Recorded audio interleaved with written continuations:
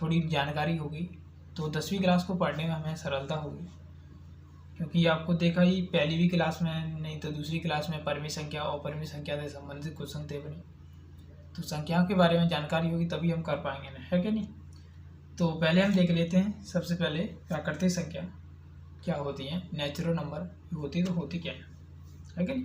तो प्राकृतिक संख्या में ज़्यादातर हम एक बात करी जाए, जैसे कि अपन घर परिवार में देखते हैं कि सदस्य कितने हैं, है ना, कि कितने लोग हैं एक घर में। ऐसे अब किसी घर में 5 है, किसी के 7 है, किसी के में 9 है, 8 है कि नहीं। तो गिनते हैं अपन लोग, तो 1 2 3 4 5 ऐसे सिंपल गिन लेते हैं, काउंट कर लेते हैं। उन संख्या को क्या कहते हैं, क्या कहते हैं उन्हें, प्राकृतिक संख्या कहते हैं। जैसे कि हम लिखते हैं कि वस्तु, क्या लिखते हैं, वस्तुओं की गणना की जाती है, या ऐसा लिख देते हैं, वस्तुओं की गणना, है ना, कि गिनी जाती है ना, वस्तुओं की गणना की जाती है। जिन संख्याओं के आधार पर वस्तुओं की गणना की जाती है, ठीक है ना, सदस्य की, या मैं सिंपल बात मान लो जिन्हें हम सिंपल गिनते हैं 1 2 3 4 यूज करते हैं, उन संख्याओं का कहते हैं प्राकृतिक संख्या कहते हैं। उदाहरण के तौर पर देखें कौन कौन सी संख्या होती है प्राकृतिक संख्या। अपनी मान लीजिए 1 होती है, ठीक है, 2 होती है, 3 होती है, 4 होती है। ऐसी जो भी संख्याएं हैं जो कि अनंत तक, कहाँ तक, अनंत, ठीक है, अनंत तक जितनी संख्या होती है ना, उन संख्याओं को हम 1 2 3 4 5 6 7 8 ऐसे अपन गिन सकते हैं उन्हें, ठीक है ना, 1 2 3 4 5 इन्फाइनाइट तक हम जितनी भी संख्या गिन सकते हैं, उन संख्याओं को प्राकृतिक संख्या कहते हैं। अब पूर्ण संख्या क्या कहते हैं, पूर्ण संख्या है वो कौन सी संख्या होती है, होल नंबर या पूर्ण संख्या क्या होती है। होल नंबर जो प्राकृतिक संख्या है ना, उन्हीं संख्याओं को मान लीजिए कि होल नंबर कहते हैं। इसमें एक संख्या और जुड़ जाती है, जैसे कि अपन उदाहरण के तौर पर कहा जाए तो वो संख्या होती है 0 से स्टार्ट हो जाती है, बस इतना अंतर रहता है। ये 1 से स्टार्ट होती थी प्राकृतिक संख्या, ठीक है, और ये पूर्ण संख्याएं हैं अपनी, वो 0 से स्टार्ट होती हैं। 0 1 1 2 3 4 5 ऐसे जो भी संख्याएं, ये भी अनंत तक जाएगी। मतलब यानी कि इसमें लिखना चाहे तो अपन क्या लिखेंगे कि 0 अर्थात 0 और 5 साथ में कौन सी संख्या, प्राकृतिक संख्या।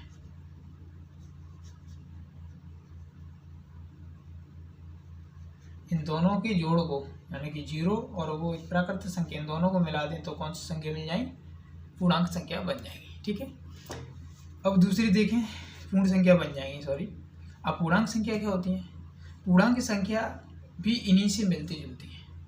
इन संख्याओं में हमें क्या करना है कि उदाहरण के तौर पर हम देखें, यदि इन संख्याओं को, पूर्णांक संख्याओं को, तो ऐसे कह सकते हैं कि जब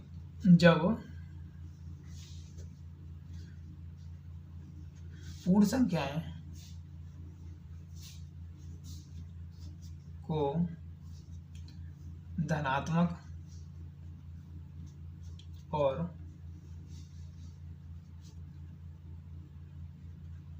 ऋणात्मक चिन्हों से दर्शाए जाते हैं। अब ये बात तो समझ में नहीं आ रही हो तो आपको समझ में ऐसे आएगी, जैसे कि धनात्मक और ऋणात्मक चिन्हों से दर्शाए। धनात्मक का मतलब धन चिन्ह और ऋणात्मक का मतलब माइनस का चिन्ह, ठीक है। उदाहरण के तौर पर देखें कि अपन ये होती है 0, ठीक है, 0 से इधर इस साइड जाएंगे ना, सीधे हाथ पर या राइट साइड जाएंगे, तो राइट साइड में हमेशा क्या संख्या जाएंगी, +1, ठीक है, +2 +3 +4 ऐसी संख्या जाएंगी। तो ये धनात्मक पूर्णांक संख्या होंगे, ये भी प्लस में चलेगा, अनंत तक प्लस में चलेगा। क्या तक चलेगा, अनंत तक। ये अनंत का सिंबल होता है, ठीक है, ये, ठीक है, ये अनंत का सिंबल होता है। तो ये संख्या कहाँ तक जाएंगी, अनंत तक जाएंगी प्लस में। तो ये धनात्मक कौन सी संख्या आएगी, पूर्णांक संख्या होगी। और यदि इधर से इस साइड जाने लगे, -1 -2, ठीक है, -3 ऐसी संख्या इधर जाने लगे हैं, तो ये माइनस की क्या हो जाएंगी, ऋणात्मक संख्या हो जाएगी। ठीक है। और जीरो को अपन इच्छा के अनुसार मान सकते हैं, ये ऋणात्मक भी हो सकती है, ऋणात्मक पूर्णांक भी हो सकती है और धनात्मक पूर्णांक भी हो सकती है, ठीक है। तो इसे और लिखना चाहते हैं लिख देना कि धनात्मक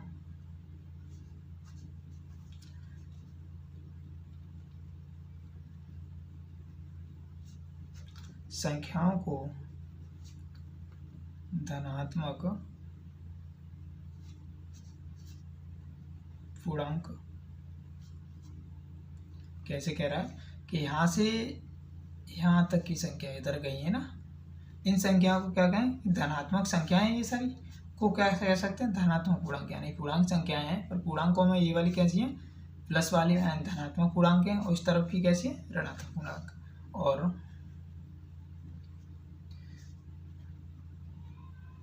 ऋणात्मक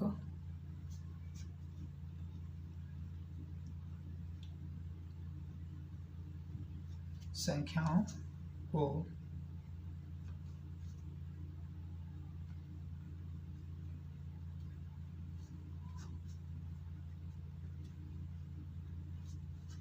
पूर्णांक कहते हैं। यानी कि यदि यहाँ की संख्याएं यहाँ से, इन्हें क्या कहेंगे हम, ऋणात्मक पूर्णांक इस साइड की, ठीक है।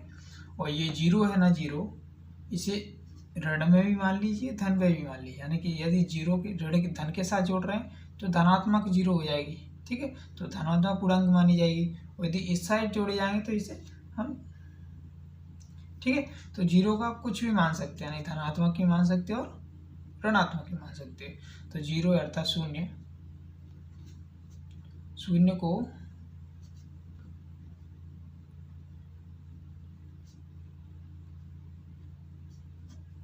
कुछ भी माना जा सकता है, ठीक है। उसके बाद परिमेय संख्या, परिमेय संख्या अपन पहले भी पढ़ चुके हैं, क्लास ली थी अपने पहली, उसमें अपनी अध्याय दूसरी यानी यूनिट सेकंड में अपने को बताया था परिमेय संख्या क्या होती है। हमने आपको बताया था साफ साफ कि परिमेय संख्या होती है ना, क्या होती है, परिमेय संख्या है तो वो क्या होती है, मतलब पी बाई क्यू फॉर्मेट में होते हैं, किस रूप में होते हैं, पी बटे क्यू के रूप में होती है, ठीक है ना। तो ऐसे होती हैं, जैसे कि मान लीजिए पी बटे क्यू इस रूप में होती है।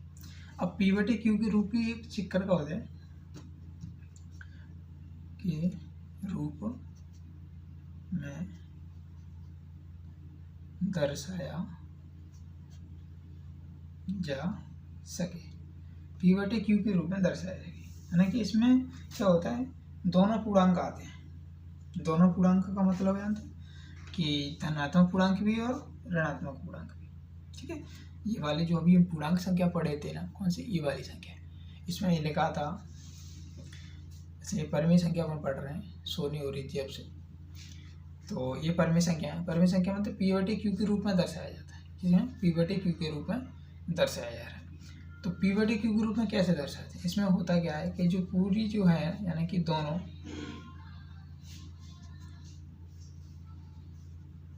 पूर्णांक संख्या, दोनों पूर्णांक संख्या आ सकती है, और दोनों पूर्णांक संख्या यानी प्लस वाली संख्या भी आ सकती है, माइनस वाली संख्या भी आ सकती है, ठीक है। इसमें एक चीज़ होती है कि जो क्यू होता है ना, क्यू इसे नॉट इक्वल जीरो, यानी कि यहाँ पे जीरो संख्या नहीं आना चाहिए केवल, इसमें क्यू की जगह पे और कोई भी संख्या आ सकती है, क्या कहते हैं इसे, ठीक है। तो यहाँ आप लिख सकते हैं ऐसे, क्यू के बराबर, क्यू बराबर नहीं है, इसे नॉट इक्वल बोलते हैं इंग्लिश में, और अपन हिंदी में बोलेंगे तो क्या बोलेंगे, बराबर नहीं है, नहीं किस लिए, क्योंकि बराबर को काट दिया इसके जीरो के, ठीक है, जीरो नहीं आना चाहिए, इसका मतलब क्या है, ठीक है। और इतनी बात होती है, एक चीज़ और होती है, जो पी क्यू के गुणनखंड होते हैं वो वेनिस्ट होना चाहिए, वो वेनिस्ट यानी कि कॉमन होना चाहिए, ठीक है, इनमें कॉमन गुणनखंड नहीं होना चाहिए। तो कैसे, ऐसे पी और क्यू, पी और क्यू दोनों संख्या हैं, इनके क्या होना चाहिए कि वेनिस्ट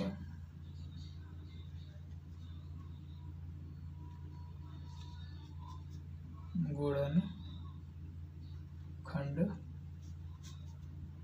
नहीं होने चाहिए, उभयनिष्ठ गुणनखंड नहीं होने चाहिए। अब उभयनिष्ठ गुणनखंड कह दीजिए या आप कह दीजिए HCF, इनका नहीं होना चाहिए।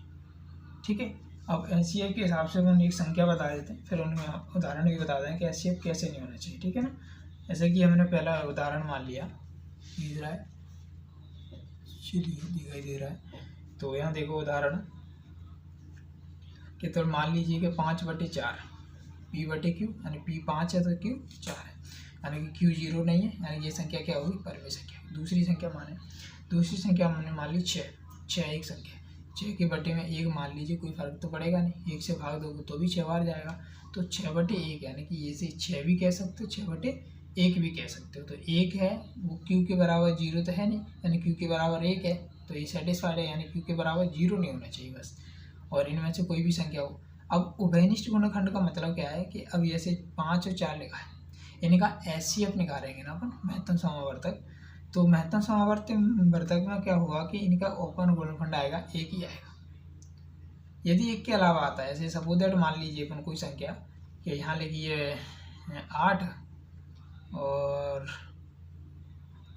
ऐसा नहीं, छोटी सी मान लेते हैं, इससे क्या वो कटे, ऐसे 8 होगा, नीचे 4 होगी, छोटी संख्या मान लेते हैं। ये संख्या है, देखा जाए तो परिमेय संख्या है, 2/4 के रूप में लिखी है, पर इसी संख्या को हम 1/2 भी लिख सकते हैं, देखें 2 कम 2 और 2 दूना 4, ये भी लिख सकते हैं। तो रियल में परिमेय संख्या होगी वो 1/2 संख्या है, वो परिमेय संख्या होगी, क्योंकि इनमें जो कॉमन आ रहा है, यहाँ देखें ऐसे 2 का और 4 का अपन यदि HCF निकालेंगे तो पहले 2 का भाग इसमें भी जा रहा है और इसमें भी जा रहा है, यानी दोनों संख्या में भाग जा रहा है किसी एक संख्या का, क्या हो रहा है, दोनों संख्या में किसी एक संख्या का भाग जा रहा है। और HCF का मतलब भी यही होता है कि अपन एक ऐसी कोई भी संख्या हो, जितनी भी संख्याएं जो आने वाली सारी संख्याओं में उस संख्या का भाग जा रहा है, तो उस संख्या को क्या कहते हैं, हम HCF कहते हैं, यानी कि इसमें भी 2 है, इसमें भी 2 है, तो इस संख्या को HCF कहेंगे, है कि नहीं।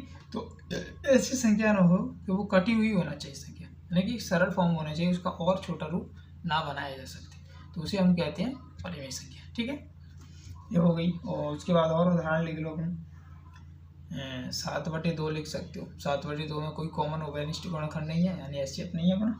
और ये 4 भी कह सकते हो, 5 भी कह सकते हो। माइनस में भी मैंने कहा था, क्या कहा था कि दोनों पूर्णांक संख्या, कैसे, दोनों पूर्णांक, और पूर्णांक अपने अभी पढ़ी थी, ये लिखी है देखो, ये माइनस की संख्या भी और प्लस की संख्या भी हो सकती है कि नहीं। तो इस संख्या को अपन क्या लिखे, ऐसे ये -3 लिखा है, तो आप इसे -3 को भी मान सकते हो, -3/1, तो ये भी एक क्या होगी, परिमेय संख्या होगी। ठीक है, तो परिमेय संख्या अपनी ये होती है, हो गई। और भी मान सकते हो, काफ़ी सारी संख्या होती हैं, तो अपने हिसाब से बना लेंगे। अपरिमेय संख्या क्या होती है, ये देखना है सबसे महत्वपूर्ण, कि परिमेय संख्या तो चलो ठीक है भाई, होती है किसमें, P/Q के रूप में हो रही है, तो फिर अपरिमेय किसमें होंगी, है कि नहीं। तो इनको देखें ना, तो ये संख्या है ना P/Q के रूप में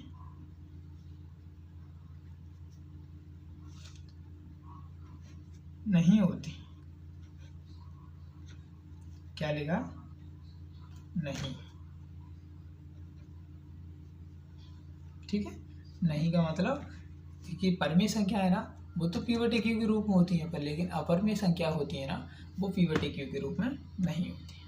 ठीक है, तो होती किस रूप में भाई, ये भी तो होना चाहिए कि यदि चलो ठीक है P/Q के रूप में नहीं होती है, तो किस में होती है, ठीक है। क्योंकि यहाँ पे देखेंगे कि परिमेय संख्या होती है ना, परिमेय संख्या है, इन संख्याओं को अपन एक तरह कैसे मान सकते हैं कि ये वाली संख्या उदाहरण के देखने जाए तो ये संख्या होती है ना अपनी, रूट में होती हैं, पाई में होती हैं, कुछ ऐसी वैल्यू होती हैं, उन्हें मानते हैं। ऐसे √2 लिखी है, तो इसे क्या कहेंगे, परिमेय संख्या की। √5 हो गई, तो इसे क्या कहोगे, परिमेय संख्या का। ठीक है, √7 हो गई, लेकिन √4 है ना, इसे आप अपरिमेय संख्या नहीं कहोगे।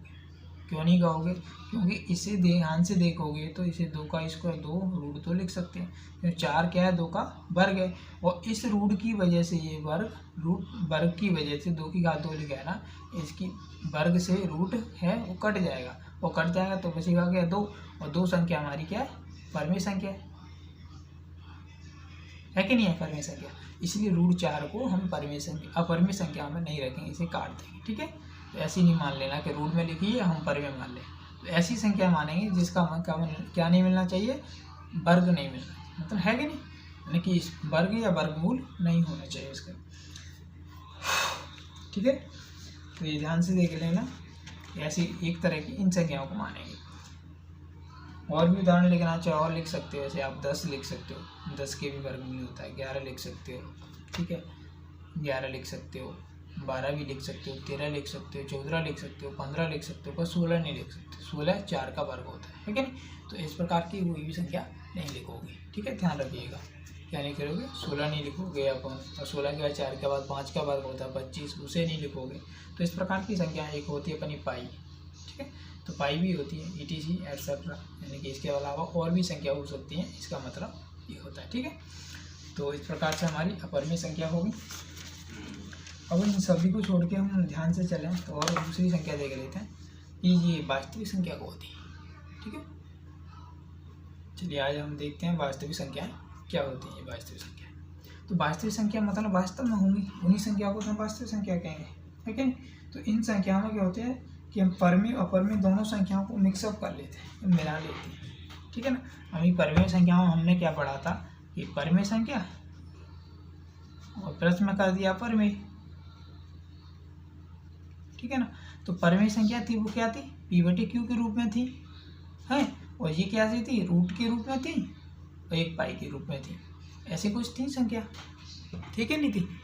तो हमें अभी इन्हीं संख्याओं को मतलब परिमेय और अपरिमेय दोनों संख्याओं के मिक्सअप को हम क्या कहेंगे, वास्तविक संख्या कहेंगे। उदाहरण के दीप पे देख लें ये कौन कौन सी संख्या होती है, ठीक है नहीं।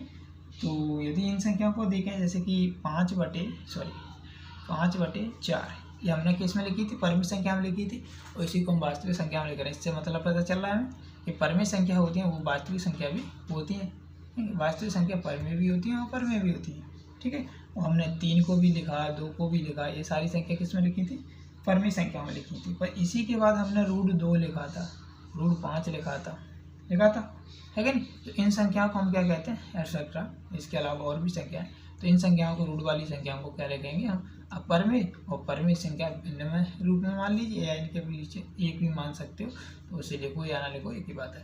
तो इस प्रकार से परिमेय संख्या होती है, ये अपरिमेय संख्या होती है। दोनों के मिलन को हम क्या कहते हैं, वास्तविक संख्या कहते हैं, यानी इनको भी और इनको भी, ठीक है। अगली है सम संख्या। अब सम संख्या और विषम संख्या एक तरह की समान संख्या है। इन संख्याओं को हर कोई किसी को याद रहती है, इन्हें कोई नहीं बोलता है, ठीक है। इन्हें कैसे रहता है, इसमें 2 से भाग जाता है, यानी कि भाग जा रहा है तो क्या होगा, सम संख्या होंगी। यदि 2 से भाग नहीं जा रहा, क्या नहीं हो रहा, जा नहीं रहा है, तो क्या होंगे, ये भाग नहीं जाना चाहिए, क्रॉस का मतलब भाग नहीं जा रहा है, और भाग नहीं जा रहा है तो उन्हें क्या कहेंगे, हम विषम संख्या कहेंगे।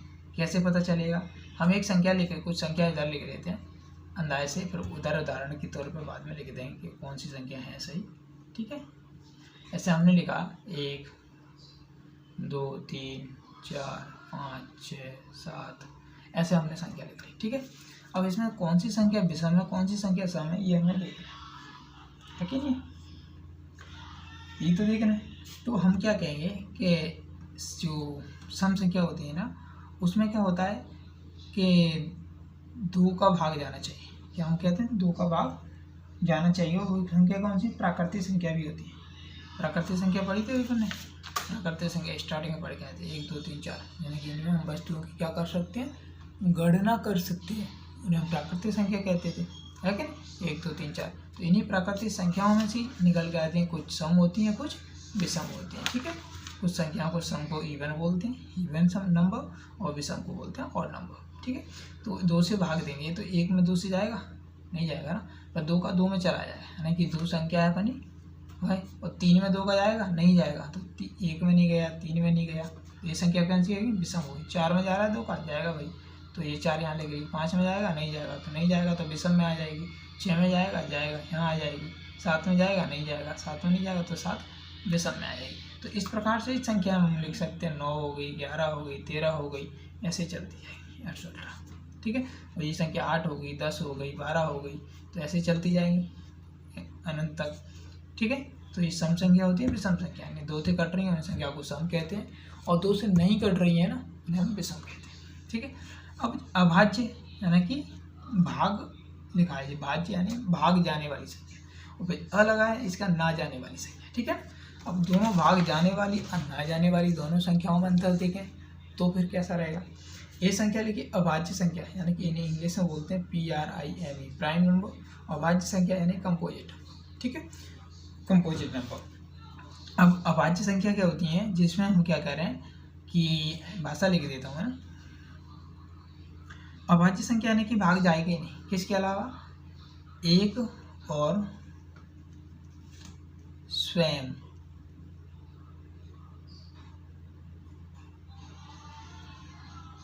एक और स्वयं के अलावा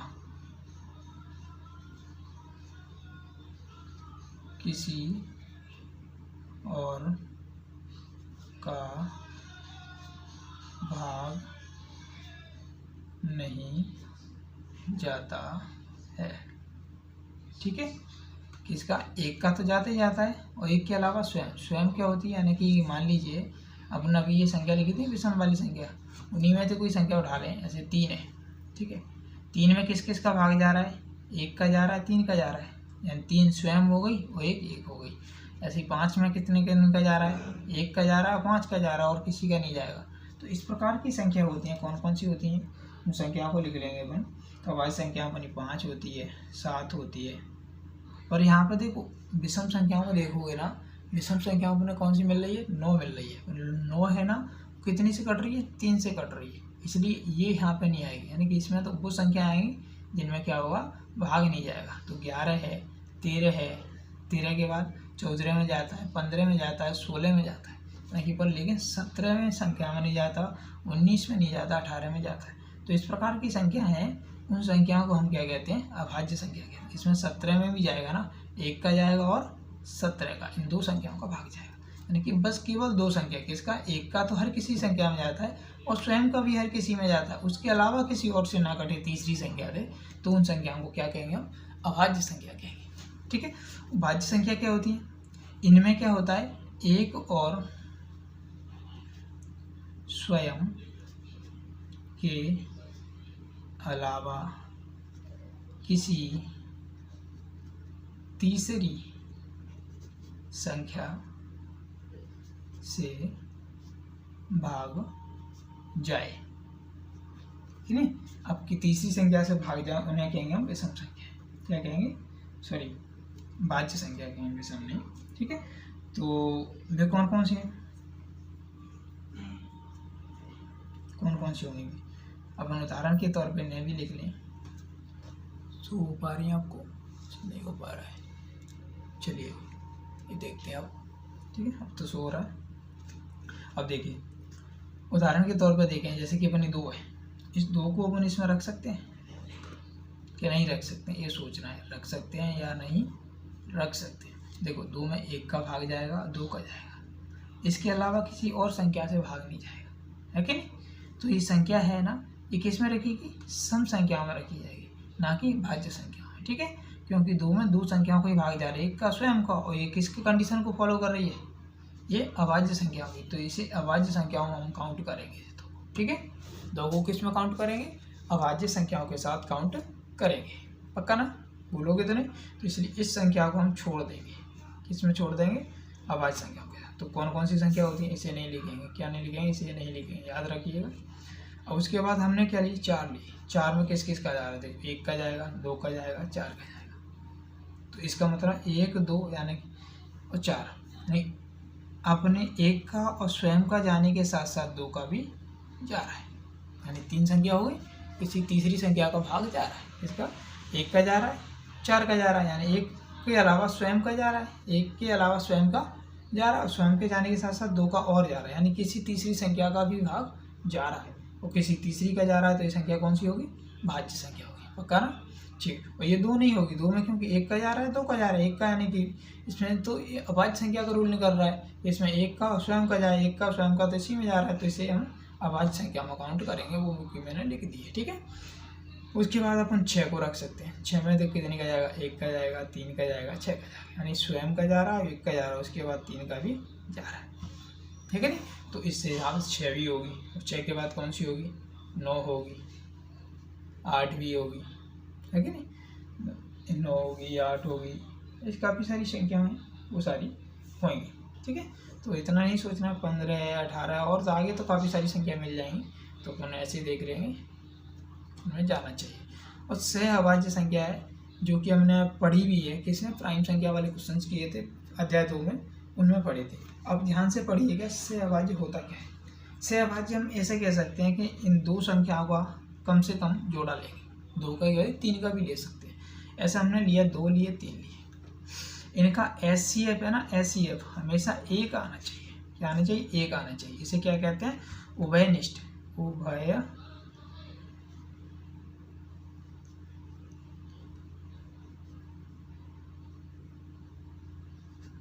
उभयनिष्ठ, सॉरी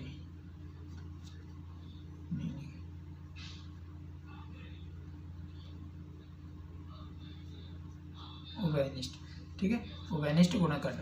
तो उभयनिष्ठ गुणनखंड में हमें देखना हो कि ऐसे कि ये 2 है, 3 है, ये उभयनिष्ठ गुणनखंड है या नहीं है सहअभाज्य संख्याओं में। तो इसमें एक एक का ही कॉमन आने वाला है, क्योंकि अब एलसीएम भी निकाल लीजिए। तो एलसीएम इसका 2, 6, 2, एक बार 2, 2 अकेली संख्या काटे, एक बार 3 अकेली संख्या कटेगी, है कि नहीं। तो एक का ही भाग जा सकता है और किसी का दोनों संख्या भाग नहीं जाने वाला है। तो ये संख्या कौन सी होगी, अभाज्य संख्या, सहअभाज्य संख्या होगी, ठीक है। उदाहरण के तौर पर और संख्या दिखाएं हम तुम्हें, तो वो कौन कौन सी संख्या होंगे बनी, 7, 8 भी होगी, ठीक है, और उसके बाद 7 हो गई, 18 हो गई, उसके बाद 23 हो गई, ठीक है। अब देखो ऐसा नहीं सोचना कि 18 में भाग जा रहा है, 23 में भाग किसी का नहीं जाता, 7 में भाग किसी का नहीं जाता, हमें ये नहीं सोचना है इसमें। हमें तो बस ये देखना है कि कोई एक ऐसी संख्या है क्या जो इन तीनों को काटने वाली हो, है कोई कि नहीं है, और कोई नहीं है तो कोई दिक्कत नहीं है, जिससे अभाज्य संख्या होगी, ठीक है। ऐसे ही देखना बस, और कुछ नहीं करना है। 2 हो गई, 5 हो गई, ठीक है, और उसके बाद कौन ले लो, 9। अब ध्यान से देखोगे 2 क्या विषम संख्या है, ये भी ये उल्टी सीधी संख्या है, पर इसमें एक देखेंगे तो इनमें के बीच में एक SCF संख्या नहीं है। यानी SCF यदि एक के अलावा एक्स्ट्रा आता है, क्या आता है, एक से अधिक कोई भी SCF आता है, कोई भी उभयनिष्ठ संख्या आती है, तो उन्हें सहअभाज्य संख्या में नहीं रखा जाएगा, ठीक है। तो इनमें कोई कॉमन आने वाला नहीं है, आप SCF निकाल सकते हो, ठीक है। तो ऐसी काफ़ी सारी संख्या होती है कि नहीं। तो अपन कुछ फॉन्ट और लिख दें, कितने से काम चल जाए। चलिए मैं भाषा लिख देता हूँ, इससे तुम्हें याद रहेगी सहअभाज्य वाली, ठीक है। जब 2 या 2 से अधिक, ठीक है, या तो 2 या 2 से कितनी अधिक, 3 हो सकते हैं, 4 भी हो सकते हैं, कोई दिक्कत नहीं, कितनी भी हो सकते हैं। अधिक संख्याओं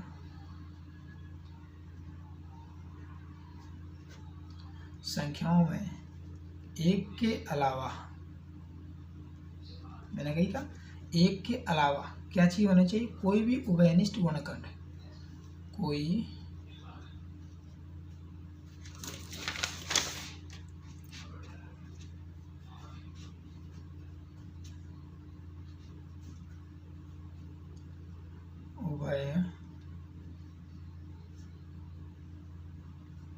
उभयनिष्ठ, यानी कि SCF का मतलब ये होता है कॉमन, ठीक है, कॉमन आने वाली संख्या उसे SCF या उभयनिष्ठ संख्या। तो हम इन दोनों से देखेंगे। SCF मान लीजिए, उभयनिष्ठ का मतलब होता है कॉमन, उभयनिष्ठ या SCF को निकालना, LCM SCF को बचपन से सीख रहे हैं, है कि नहीं। तो SCF एक के अलावा किसी संख्या, और SCF क्या होता है कि ऐसी कोई संख्या, उदाहरण के तौर पर कोई भी संख्या मान लें, हम यहाँ बता दें कि मान लीजिए कि 2 लिखिए, 4 लिखिए, 8 लिखिए, तो इसमें क्या होगा, 2 का सब संख्याओं में भाग जाने वाला है कि सो हो रही, तो नहीं हो पा रही है, आपको नहीं हो पा रही है, देखो अब हो रही है। ऐसे 2 है, 4 है, 6 ये संख्या है, इनमें हम 2 का भाग दें तो 2 कम 2, 2 दूना 4, 2 चौके 8, यानी सभी में जा रहा है 2 का, तो एक क्या होगा, SCF होगा। ऐसे इनमें सब में संख्या में भाग जा रहा है कि किसी का नहीं जा रहा, तो नहीं जा रहा, तो इसका कोई SCF एक के अलावा नहीं होगा, इसलिए ये सहअभाज्य संख्या होंगी, ठीक है। उभयनिष्ठ गुणनखंड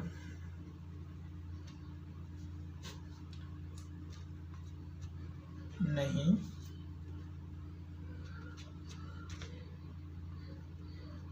हो आपस में।